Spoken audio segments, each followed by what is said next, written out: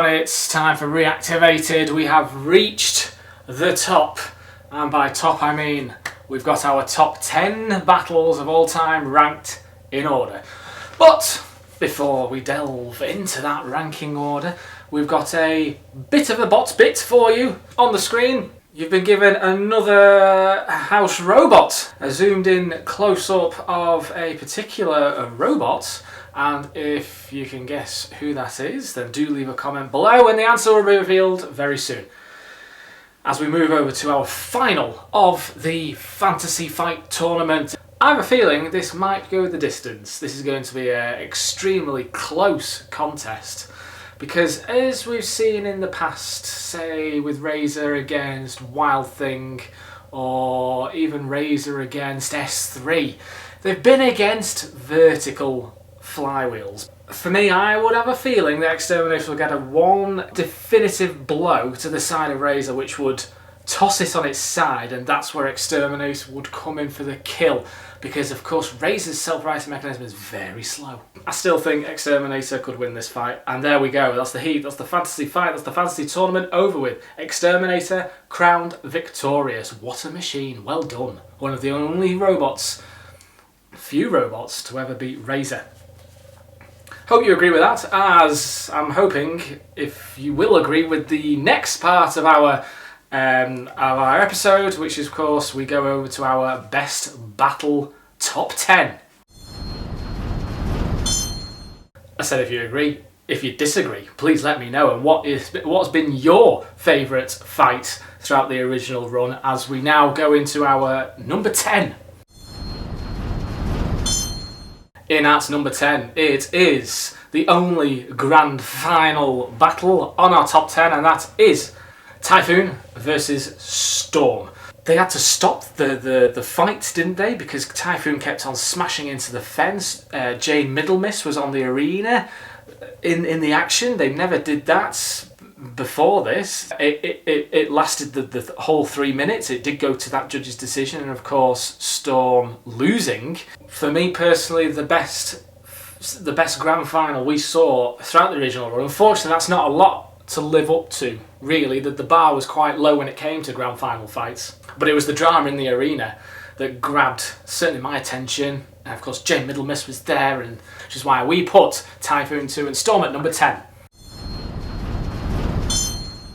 In at number 9, it's a flipping frenzy as we head back to Extreme 1 in 2001 with 4 robots attempting to flip Sergeant Bash out of the arena. They were so close to doing this. This was probably my favourite fight of the whole Extreme tournament. Okay, they didn't succeed in flipping Sergeant Bash out of the arena. It was the only fight to really get close for a competitor to flip out the arena. They nearly did. Chaos 2, with obviously a little help from the other 3, nearly flipped Bash out of the arena. They were so close. Really big cheese, bit of a disappointment. I loved watching the house robots get absolutely humiliated and battered, and that's exactly what happened in the flipper frenzy. If Wheelie Big Cheese had been working, who knows what would have happened. For me, easily the best fight of Extreme Series 1, which comes in at number 9. At number 8, from one extreme to another series, that is, as we go forward 2 years, 3 years to Extreme 3, and it is the All-Stars first round match between Firestorm, Bigger Brother, Cat 3 and Panic Attack. Above all, this was entertainment at its best. It was funny, it was unpredictable, unprecedented really. You had 3.5 very good and well-respected robots not only attacking the house robots, but having a bit of fun with the arena itself. Just like the Flipper Frenzy, not attacking each other. They must have made a pact, I think. I think at the start of the show they were definitely going for the house robots. Joe Watts said, "House robots, your days are numbered." And they basically just went out after the house robots. It was anarchy in the arena. They were trying to accomplish something that had never happened before, and that is flip a house robot out the arena. It's just hadn't happened up to this point. And they did their best. They did the best. Firestorm got the first flip, help with from Bigger Brother and Panic Attack and Cat 3. I don't know why Cat 3 were in the All-Stars. But, of course, it wasn't just the house robots being flipped. They had to go at Cassius Chrome, and about time, because we all hated Cassius Chrome, really, didn't we? But it wasn't until sort of halfway through where the drop zone just went off on its own completely. And then the pit descended, and then Refbot drove in the pit, and then they attacked the house robots some more.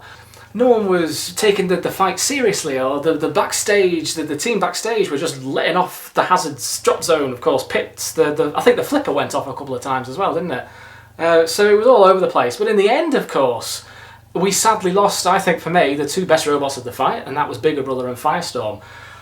Bigger Brother, once again, making it into another top 10 battle here, and I bow down and salute both Bigger Brother and Firestorm, because this was the end of the era for them, the last fight we saw them in. And there we go, our All-Stars Extreme 3 fight, coming in at number 8. At number 7 is a battle from Series 7, as we head back to when Exterminator fought Tsunami. For me, I leapt from my chair because at this point in Series 7, not many of the seeded machines were getting through. And it was great that, you know, New Blood was coming through and getting through to the semi-finals. They had a fantastic fight. Tsunami got a couple of good flips in, but then at just the right angle, flipped Exterminator. Exterminator rolled towards the arena wall. And we all know from Tsunami's record so far, it was flipping robots clean out of the arena with no problem at all. Tsunami could have just come in and flip straight away. Of course, I was thinking at that point, oh, this is inevitable, another flipper going through, blah, blah, blah. Don't get me wrong, I love Tsunami, but at this point we had quite a lot of flippers. Once they flipped, I think it was something to do with the gyroscopic speed that stopped Exterminator from being exterminated, really. And then just one blow, one hit from the disc, Tsunami were flipped, the gas canister went, and it reverted just like that. Total 180-degree turn from how it started, which is why Exterminator vs Tsunami comes in at number 7. In at number 6, a melee from Series 6. It is, of course, the Series 6 first round melee between Smidsy, Commangetrix, Saint Aggro and Warhog.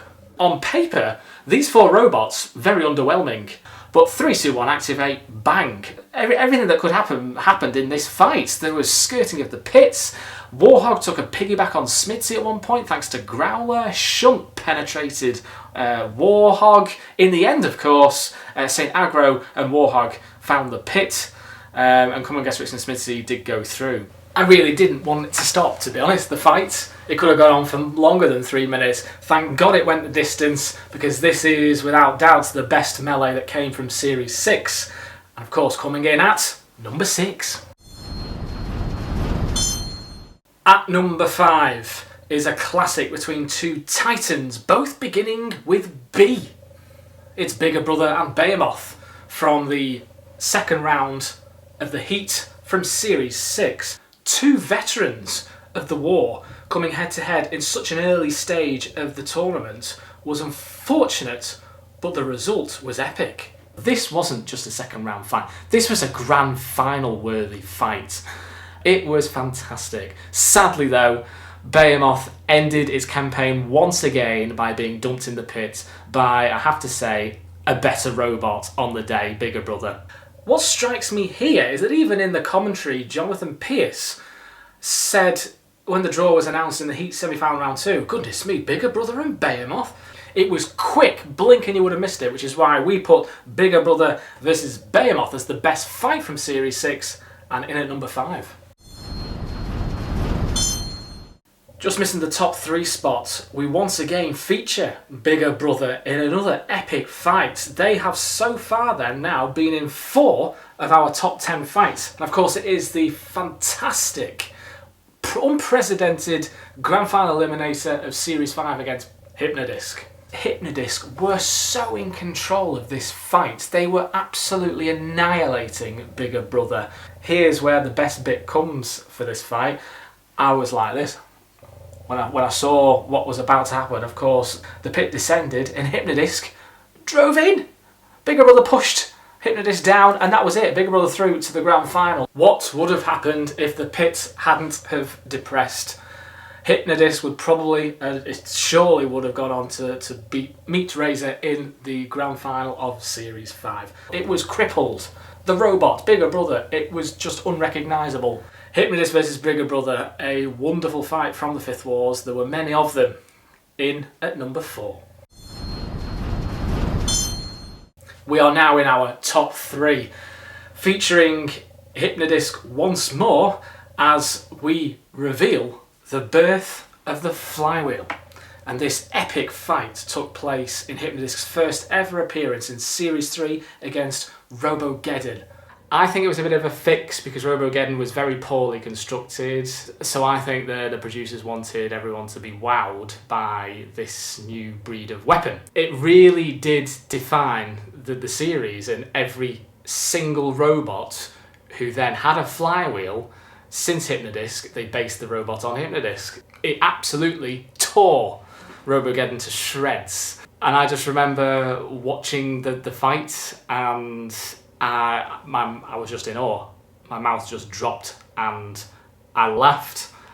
I was goosebumps even because of this destructive weapon. I thought, right, this is definitely the robot that's going to win the series. And of course the fight was highly entertaining, which is why we put Hypno-Disc versus Robogeddon as our 3rd best fight ever. Doesn't get any better than this. If you thought Hypno-Disc versus Robogeddon was good, Hypno-Disc was also involved in another fight, and that was against Splinter. Hypno-Disc versus Splinter takes our runner-up position in the top 10 fights of all time in the original run. It really did destroy Splinter. Now, give Splinter its credit, it was on the attack for at least the first 30 seconds of the fight. Their idea was to actually attack Hypno-Disc dead on and just keep on at it, so it didn't have time for the disc to rev up. And it did work for a bit. Watching that fight just brought a smile to my face. It absolutely decimated Splinter. Probably the most destruction of a robot from Hypno-Disc that we ever saw. Splinter ended in splinters, in bitty bits across the arena. It was devastating, even more so than Robogeddon. I'm sure everyone watching wanted Hypno-Disc to win that year. Unfortunately it didn't. Just goes to show you that Hypno-Disc has now had 3 fights in a row, this one ending with Hypno-Disc and Splinter as the 2nd best fight of all time. Which leads us very nicely into the best and most entertaining, dramatic, can't think of any more describing words for this fight. Everything had it in this particular fight, and of course it comes from Series 5 in the form of Chaos 2 and Wild Thing. It was chaos and wild. Both robots very nippy around the arena. Chaos 2 with the flip, Wild Thing, incredible driving skills. How they survived this teetering on the edge of oblivion. Literally the pit of oblivion. They were teetering on the edge. The smoke then went off. No robot was pitted. They just hung on in there. How it happened, the laws of physics just was obviously not relevant for this particular bit. Edge of your seat stuff, and it was only for 3 minutes. It lasted the whole 3 minutes, and both machines were there till the end. And there we have it, our top 10 battles of all time, with Chaos 2 and Wild Thing coming out as number 1. Please leave your comments below if you disagreed. Let me know, what would your top 10 be? Leave your comments below. Just time to go back to bot bits on the screen in front of you. Before we showed you a house robot who played a key part in Wild Thing and Chaos 2's fight. Bit of a clue there. It's either one or the other because Shunt was the other. It was Dead Metal. And just to let you know, Megabots will be back and starts next Sunday at 8 o'clock on the channel and will air over 8 consecutive nights. Stay tuned for that. You can, under this video, download the official chart, the wall chart of the tournament, either in the link below, and it's also available on the community page of the channel. Cease. Oh, well, there is the cease. Thank you everybody so much for watching. It's been an absolute pleasure once again, and we'll see you very soon on Reactivated.